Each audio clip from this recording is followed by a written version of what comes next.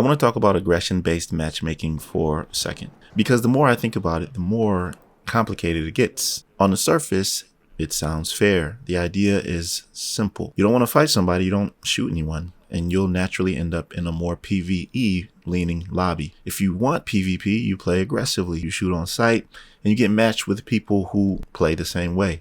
In theory, it sounds like everyone gets what they want, but there's a problem. There's no middle ground. Aggression-based matchmaking isn't actually as clever as people are making it out to be, because it assumes that aggression automatically equals intent, and that's not true. If you want a PvE leaning experience, the system is basically telling you, don't shoot anyone. And that sounds fine until someone shoots you. Now what?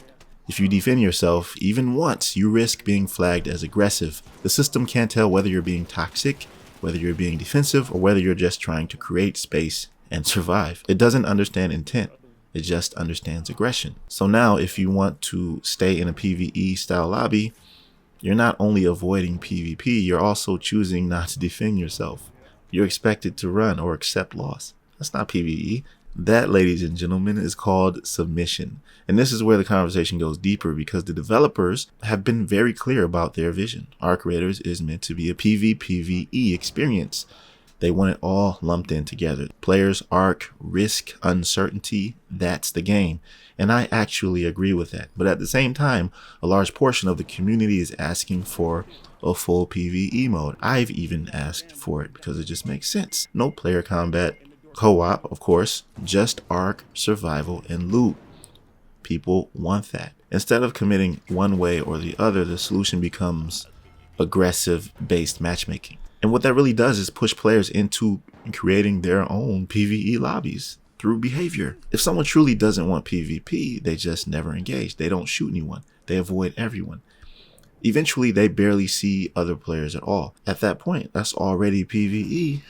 Not an official one, but it's PvE, right? But the problem is that this unofficial PvE, quote unquote, aggressive-based matchmaking comes with restrictions, because the moment another player does show up, you're not allowed to respond like a normal player would. You can't defend yourself without consequences.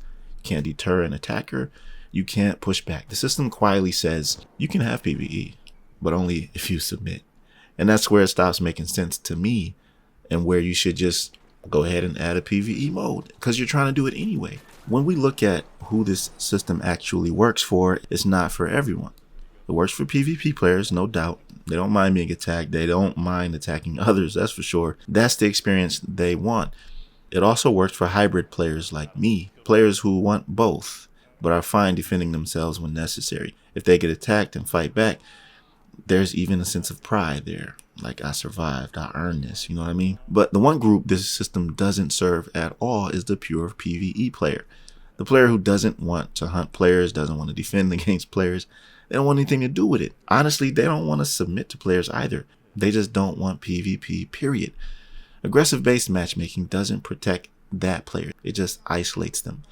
So instead of going through this whole workaround, this invisible rule set where players have to behave a certain way just to reshape their matchmaking experience, why not just make a PvE mode? Come on, man. It would solve so many problems cleanly.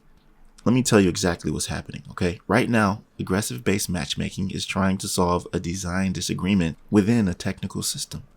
And the technology just isn't advanced enough to understand intent. So until the game can tell why someone pulled the trigger, not just that they did it, the system will always fail the players who don't fit neatly into either extreme. And at some point, the question becomes simple. If players are already self-selecting into PvE behavior, why not just support that choice directly? I mean, you guys just implemented this aggressive-based matchmaking recently, not too long ago. Maybe it'll get better, but I still don't think that the system will eventually be able to understand intent.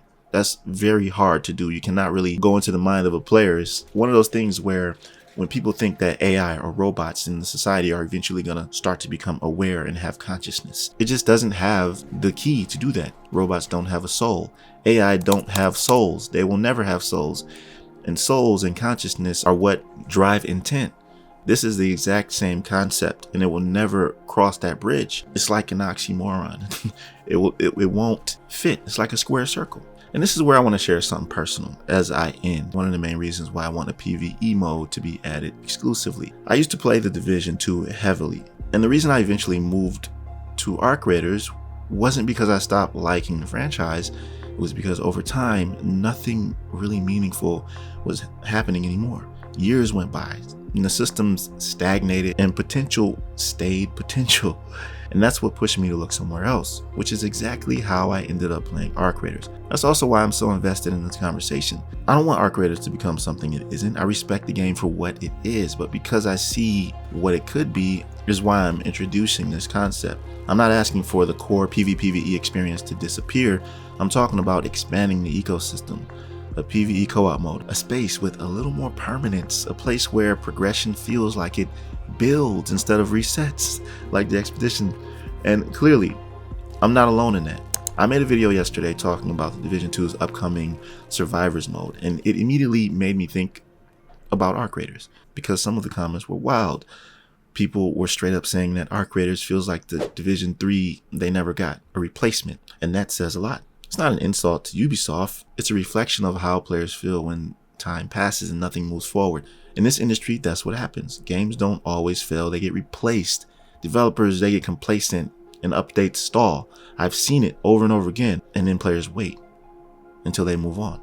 And not necessarily because they want to, because I wanted to just keep playing the Division. I wanted it to grow into its potential. It still can, but I mean, what it is right now is not that, because that would have given me what I've been waiting for so long. And when I look at Arc Raiders, I don't see a game that needs to abandon this identity. No, I see a game with room, room for PvP players, hybrid players, PvE, all of that, all in the same thing. And that's not asking to change the game. It's recognizing the potential that's already here. And don't act like you don't see that the demand already exists. These are just observations, and I think that it can work. Tell me what you think about this in the comment section below. I wanted to share this with you and just talk about this entire situation, because it seems like they're trying to do something that really doesn't make sense when you can just add what you're trying to do into the game. Not going to change it. I know you want to keep the identity of your game and keep it the way it is, but adding a PvE mode is not going to change anything. It's just going to add to its value and population. Anyways, that'll do it for this one, fam. I appreciate you listening to me talk until the end. If you found this conversation insightful in any way, then like the video and don't hesitate to subscribe to my channel if you're new here. I'll see you in the next one. Be right out.